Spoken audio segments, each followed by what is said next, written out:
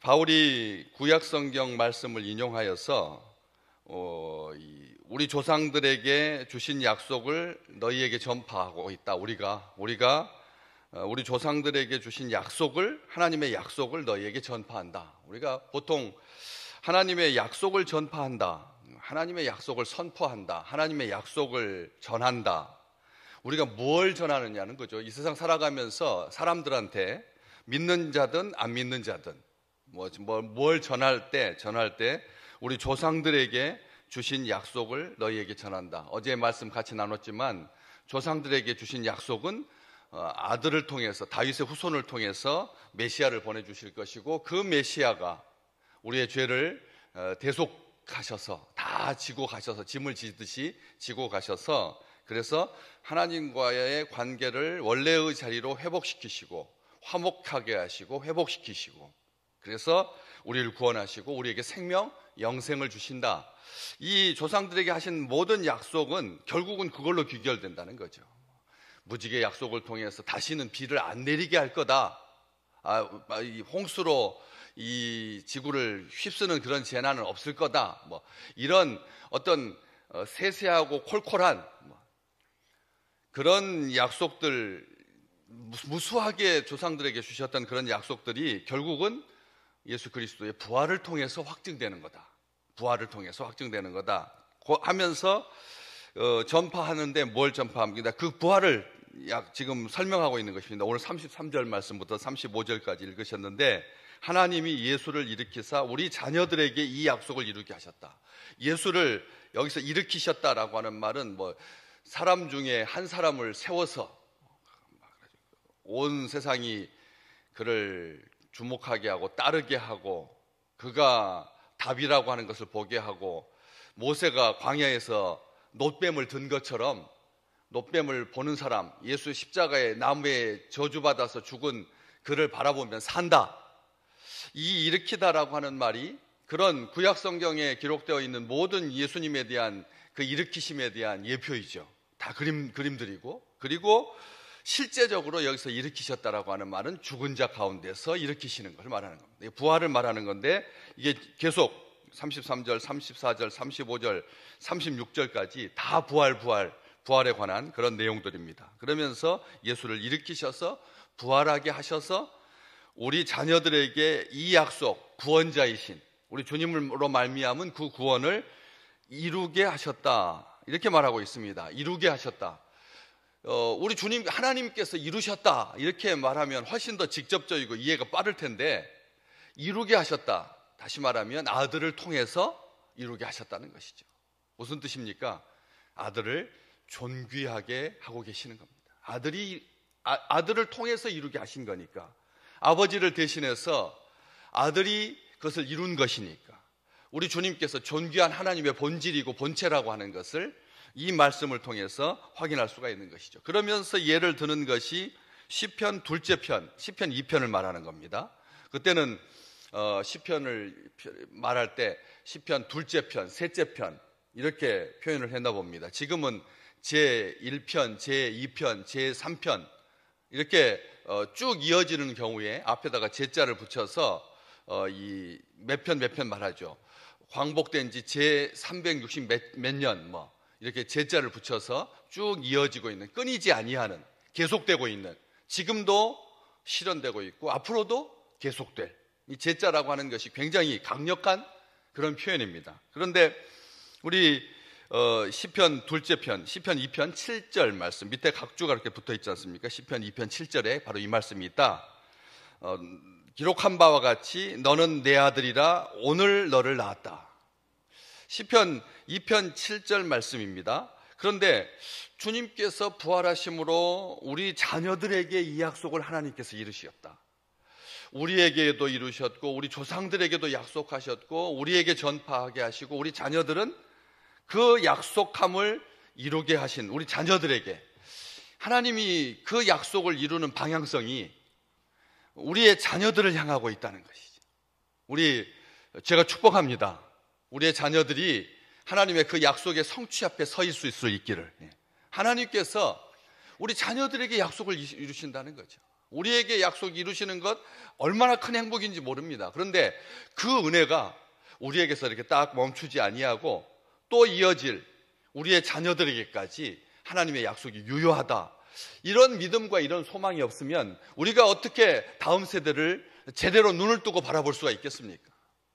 늘 부모들의 마음속에는 90살이 다 되었는데도 70살 먹은 큰아들을 보면서 마치 물가에 내놓은 아이처럼 그렇게 어머니의 마음이 요동 끝까지 요동치는 거죠. 한 번도 안심할 수가 없는 거죠.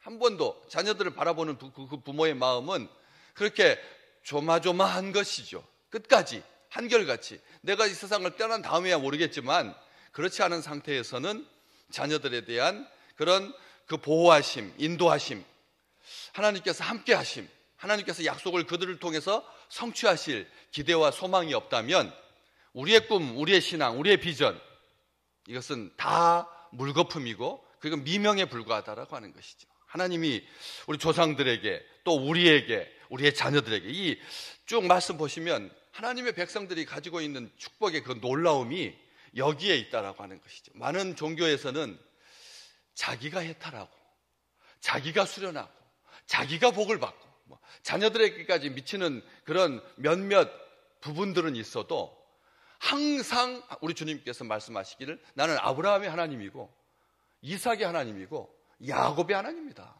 지금 살아있는 자의 하나님이다. 그리고 앞으로도 그런 축복은 계속될 것이다. 성경은 그렇게 말하고 있거든요. 그런데 좋습니다. 하나님의 약속이 우리 자녀들에게 이 약속을 이루게, 우리 주님을 통해서 이루게 하신 우리 하나님. 그런데 증거로 인용하고 있는 성경 말씀이 이게 부활하고는 조금 거리가 멀어 보이지 않습니까? 가만히 보십시오. 너는 내 아들이다. 오늘 내가 널 낳았다. 제가 이 말씀 10편, 2편, 7편 말씀은 7절 말씀은 항상 세례식 때 썼던 세례식 본문입니다. 세례식 때 넌 내 아들이다. 인간의 노력으로 하나님의 자녀 될 수 있는 이 사람은 인류 역사에 단 한 명도 없었다. 인간이 노력해서 신의 아들이 되는 것, 이건 세상 역사는 그렇게 가려고 했을지 모르겠지만 진짜 그렇게 검증된 신의 아들도 없었고, 그리고 그런 노력들은 부질없는 짓이다. 하나님이 넌 내 아들이라고 선언해 주셨다. 우리는 예수 믿는 백성들은 이런 축복 가운데 산다. 하나님께서 넌 내 아들이다. 우리가 대통령의 아들 되는 것도 정말 얼마나 어마어마한데, 김정은의 딸 되는 것이 저 정도니 저런 일이 발생하고 있는데, 지금 갑자기 그 오동통한 딸이 아빠와 함께 몇 번 미사일 발사 실험장에 나타나면서 지금 마른 막대기처럼 말라가고 있는 우리 그 북한에 있는, 북녘에 있는 동포들의 그 자손들을 생각하면서 부모들의 마음이 찢어지고 배신감 느끼고, 처음에 공산 독재자들의 이 베들레헴 배가 이렇게 똑똑하게 나오고, 이것은 존경의 표시였거든요. 저렇게 우리의 지도자가 된다면 저렇게 잘 사는 거다, 저렇게 살 집이 있는 거다, 이렇게 했지만 그의 딸이 저렇게 뚱뚱한 것, 잘 먹고 잘 사는 것, 이것은 배신이다, 인민에 대한 배신이다 해가지고 갑자기 며칠 전부터 지금 그 사진에서 안 나오고 있잖아요. 또 어떻게 바뀔지 모르겠지만 어쨌든 신의 아들이 된다는 것, 독재자의 딸이 된다라고 하는 것, 스탈린의 딸, 그 누렸던 그 어마어마한 복지, 그 혜택, 그 특권. 그런데 하나님은 하나님의 아들이 된다라고 하는 거예요. 하나님의 아들. 그래서 세례 받으면서 그렇게 축복합니다. 너는 하나님의 아들이다. 하나님의 자녀다. 하나님의 백성을 떠나서 하나님께서 오늘 너를 낳았다. 오늘 낳았다. 세례 받은 지금 이 순간 죽었던 나를 다시 살려주셨다. 이게 연결이 되거든요. 전혀 무관한 말이 아니라는 것입니다. 죄로 죽었던 과거는 없다는 것이죠. 우리가 이렇게 예수 믿은 많은 그런 시간들을 보면서 그 뒤돌아보면 화려하고 아름답고 막 추억이 생기고 이렇게 막 가슴이 몽글몽글 피어나는 그런 아름다운 인생이 아니죠, 사실은. 그래서 과거 그 죄로 지배받았던, 자기 의가 살아있었던, 우리 젊은 날 되돌아보면 부끄럽기 그지없습니다. 얼마나 그냥 치기 어려서 했던, 정말 우리가 봤을 때도 우리의 어린 시절이, 유년의 시절이 그렇게 미숙하고 성숙하지 못한 그런 상태였는데 오늘 나왔다. 자, 부모가 자식을 오늘 딱 본 순간 그 10달 동안의 그 산고, 그 시간들, 그리고 또 고통, 산고, 이런 것들을 다 겪으면서 마냥 행복한 거죠. 모든 기쁨이 다 충만한 것이죠. 우리 하나님께서 우리 주님을 말씀하십니다. 이 말씀, 하나님의 약속이, 하나님께서 약속을 지키셨고 넌 내 아들이다, 오늘 낳았다라고 하는 그 말 속에, 시편 속에서, 그래서 복음이 왔고, 그리고 그 약속은 부활에서 성취되었다. 부활이 없는 복음은 없다는 것입니다. 어떤 말씀을 대하더라도 결국은 모든 것이 다 여기에 귀결되고 있는 거죠. 예수께서 이루게 하시고, 그리고 하나님 아버지께서 자녀들에게 구원을 위해서 필요한 것을 하나님께서 공급하시고, 우리 조상들에게 주신 약속을 이행하시고, 수세기 동안 기다리고 관찰하고 소망한 끝에 메시아께서 우리 가운데 오셨다. 그 이름은 예수다. 바울은 지금 그걸 말하고 있는 것입니다. 바울은 지금 진심으로 넌 내 아들이다, 오늘 널 낳았다. 거기한테 제가 세례 받으면서, 우리 입교하면서 유아 세례자 부모들에게, 그리고 우리 같이 그것을 증언하는 증인들에게 늘 선포했던, 오늘 낳았다. 다시 말하면 거기에다가 뭐 어떤 대학을 나오고, 그리고 그 다음에 어떤 좋은 직장에 들어가서 그 다음에 연봉이 얼마가 되고, 그래가지고 내가 죽을 때까지 나를 든든하게 후원해 줄 내 자식, 나에게 한 달에 용돈 적어도 한 100만 원씩은 줄 거고, 이런 것을 생각하고 꿈꾸면서 아이를 바라보는 부모는 없다는 거죠. 오늘 낳았는데, 오늘 낳았는데 낳은 것만으로도 행복한 거잖아요. 많은 시대 사람들이 손가락이 몇 개, 지금 이렇게 어려운 시대에 손가락이 10개가 제대로 붙어 있나? 눈, 코, 입, 귀가 있나? 아직은 제대로 눈을 뜬 것 같지만 보지를 못하고 조금 시간이 지나서 제대로 보게 될 텐데, 이거 시선이 한쪽으로 쏠리지는 않을까? 언챙이는 아닌가? 발가락이 하나가 더 붙어 있는 것은 아닌가? 그리고 또 희귀병을 가지고 태어나지 않을까? 그렇게 조바심하면서 맞게 된 그 아이를 가슴에 안고 부모가 느끼는 그 온전한 기쁨, 정상적으로 태어났다라고 하는 것, 이것으로 거기에 그 위에 그 아이를 통해서 이룰 어떤 목적, 아무것도 없습니다. 오직 목적과 방향성이 그 아이에게 있는 것이죠. 이것을 우리 교회는 2000년 동안 계속 고백해 왔습니다. 325년에 열렸던 니케아에서의 종교회의, 전 세계에서 다 모여든, 로마의 국교로 300년경에 선포되고 25년이라고 하는 한 세대가 지난 다음에 각 지역에서 주교들, 대표자들, 모든 사람들이 다 모여가지고 회의했습니다. 니케아 종교회의. 그리고 또 그로부터 381년이니까 한 60년쯤 지난 뒤에, 65년쯤 지난 뒤에 콘스탄티노플에서 이것을 확정했습니다. 뭐라고요? 잘 들으십시오. 그리스도는 하나님의 독생자이시며, 우리 주님은 하나님의 독생자이시며, 모든 세상이 있기 전에 하나님에게서 나셨으며, 하나님에게서 나오신 하나님이시고 빛에서 나오신 빛이시며 참 하나님에게서 나오신 하나님이십니다. 지금으로부터 1700년 전에 두 번에 걸쳐서 325년과 381년에 총 교회 회의에서 이것을 확정하셨다는 거예요. 그리스도는 창조되신 것이 아니라 하나님에게서 나셨고 모든 것을 지으신 아버지와 동일한 본질을 가지고 계신 분이라고. 이 한 가지 사실, 우리가 고난주간 이렇게 같이 말씀을 받으시면서 이 한 가지, 이걸로 귀결되는 겁니다. 시편에 오늘 널 내가 낳았다, 넌 내 아들이다, 낳았다라고 하는 이 말, 이 산고의 고통, 그 극심한 죽음의 고통을 겪고 나서 이것을 전제하는 거죠. 죄의 심각성이 없다면 낳았다라고 하는 그 말을 안 썼을 것입니다. 하나님께서 아들을 낳았다라고 하는 표현을 안 썼을 것입니다. 낳았다, 그 약속이 성취되었다, 완료되었다, 완성되었다. 그래서 낳았다라고 하는, 아들을 낳음으로 말미암아 우리에게 참된 생명이 왔고, 그리고 영생의 축복을 누리게 되었다라고 하는 것이죠.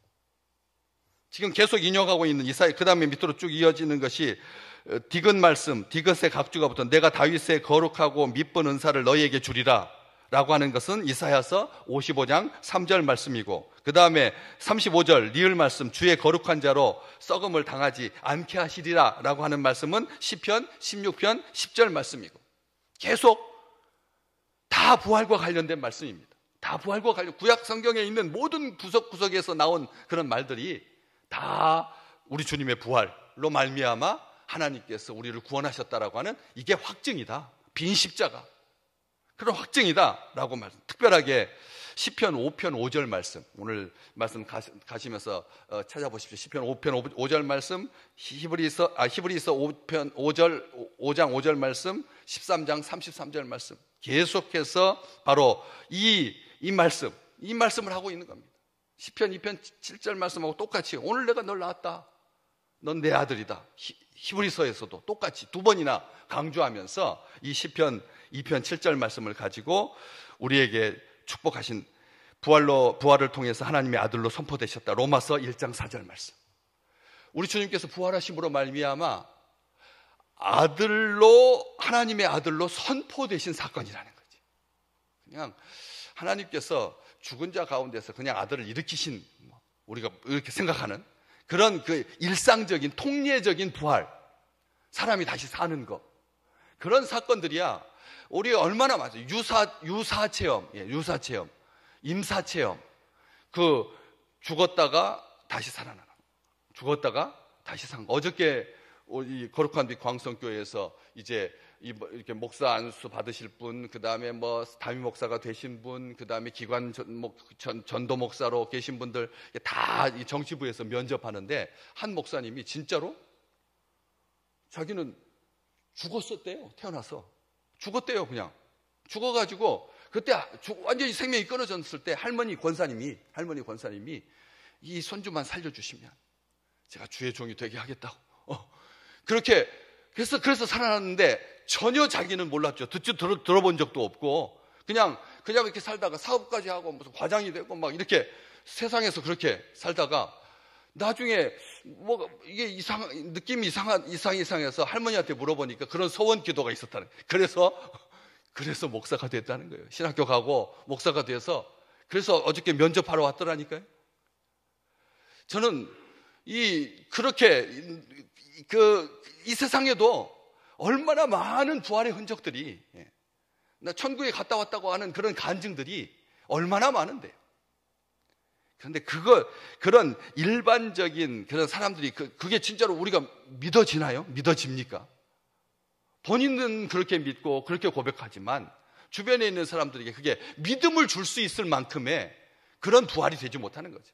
그런데 오직 우리 주님의 부활은 주님께서 부활하심으로 말미암아 하나님의 아들로 선포되시고 새 이스라엘의 탄생을 가져다 주셨고, 새 백성이 되게 하셨고, 우리로 하여금 썩어짐의 종노릇에서 해방시킨 완전한 축복인 것이죠. 우리 주님의 부활은 이 세상에서 존재하는 유사체험, 천국에 갔다 왔다는 경험은 간증으로서 다른 사람들이 예수를 믿게 하는 어떤 통로로서, 접촉점으로서 역할을 할 수는 있어도, 한 백성을 일으키시는, 새 예루살렘, 새 이스라엘 백성을 일으키시는 하나님의 그런 역사는 되지 못하는 거죠. 그건 흔적은 될 수 있어도 우리 주님께서 그렇게 부활하심으로 말미암아 썩어짐에서 그 죄의 종노릇함에서 해방시켜 주신, 그래서 우리로 하여금 새로운 창조로 이끄시는, 오늘 내일까지 이 땅에 풍성하게 봄비가 내려서